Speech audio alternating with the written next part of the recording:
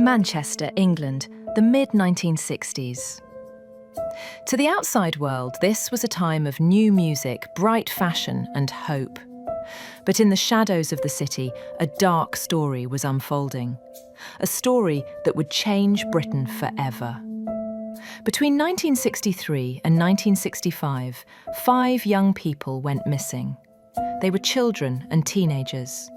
One minute they were there, and the next they were gone. Families waited by the door. Parents prayed for their return. But for a long time, there were no answers, no clues, no hope. The police were stuck. They didn't know where to look. They didn't know who was responsible. The city was filled with fear. Then, everything changed.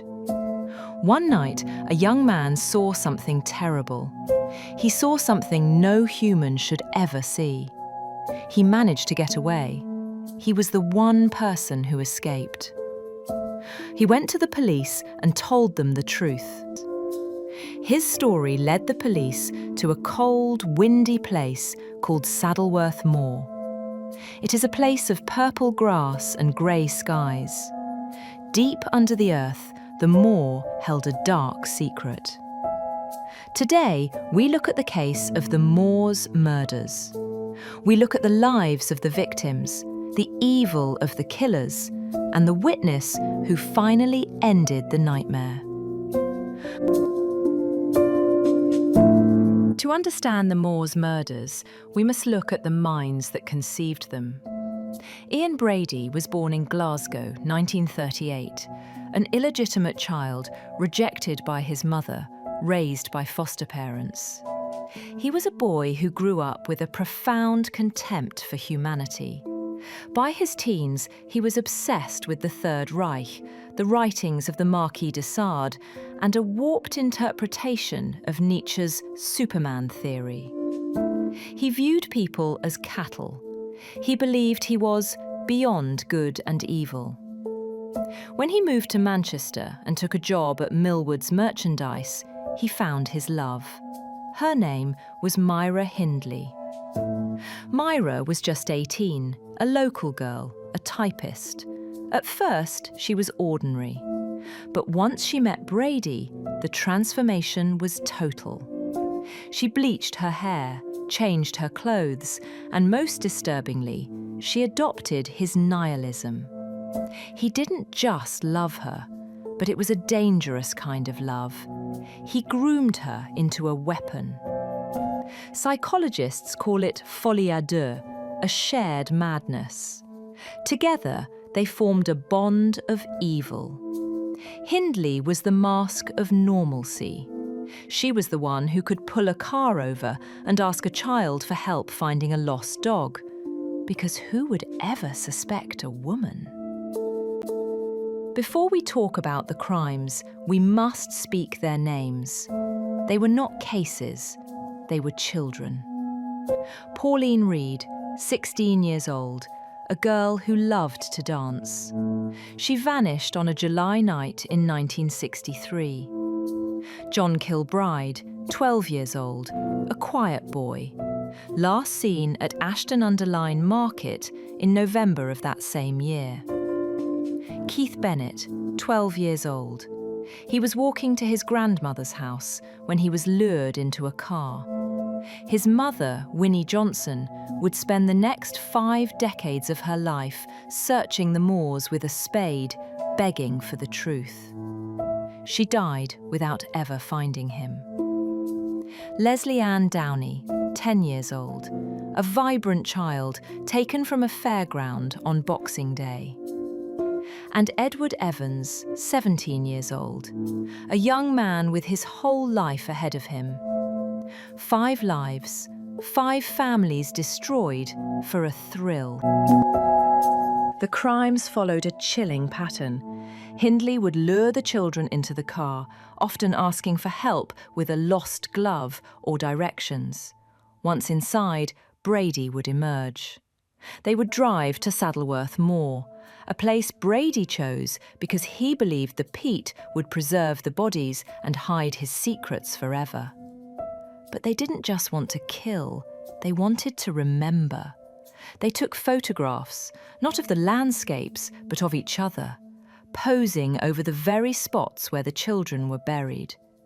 In one photo, Myra is smiling, crouched over a patch of heather. Underneath her feet lay a 12-year-old boy. The most damning piece of evidence was a tape recording. They recorded the final moments of 10-year-old Leslie Ann Downey. 17 minutes of audio. Brady and Hindley didn't do this for profit. They did it so they could play it back later in the comfort of their home. They treated the suffering of a child like a trophy. They grew arrogant. They felt like gods among men. And that arrogance led them to David Smith. October 6, 1965. Ian Brady invited Myra's brother-in-law, 17-year-old David Smith, to the house. Brady wanted to recruit him. He wanted a witness to his power. In the kitchen, Brady attacked Edward Evans with an axe, while Smith watched in frozen horror. Smith saw the reality of the people he had looked up to. He saw the blood. He saw the cold, mechanical way Myra helped clean the scene. Smith was trapped in that house for hours, forced to help move the body. Brady bragged to him. He told him they had done this many times before. He also realized that if he didn't act carefully, he might be next. The moment Smith was allowed to leave, he didn't go home to sleep. He ran. He told his wife. They went to the police. The police arrived at Wardlebrook Avenue. It was a horrific scene. What they found was a body in a bedroom, but the police didn't know about the other children yet. They only knew about Edward and a set of keys in Myra's handbag. Those keys led to a locker at a railway station. Inside that locker, the police found 2 suitcases, the evidence that changed everything. They found photos, tape recordings, and a notebook with names in it. One of the names was John Kilbride. The police finally understood. This was not just one murder. These people were responsible for the missing children of Manchester. The trial at Chester Assizes in 1966 was a national trauma. The public was so enraged that a bulletproof screen was erected around the dock. The prosecution played the tape of Leslie Ann Downey. The courtroom went silent. People wept. Even the judge was visibly shaken. Brady and Hindley remained stone-faced. On May 6, 1966, the verdict was read. Guilty on all counts. Because the death penalty had been abolished in Britain just 1 year prior, they were sentenced to life imprisonment. The judge remarked that they were 2 sadistic killers of the utmost depravity. The public was not happy with this. Many people wanted them to face the death penalty. The Moors murders changed how people in Britain thought about crime and punishment. It made people realise that some crimes are so terrible that words cannot describe them. The trial was over, but the Moors were not done.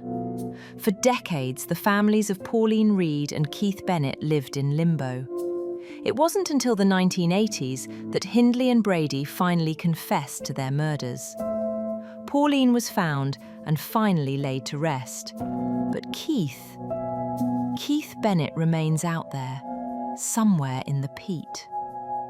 Myra Hindley died in 2002. Ian Brady died in 2017.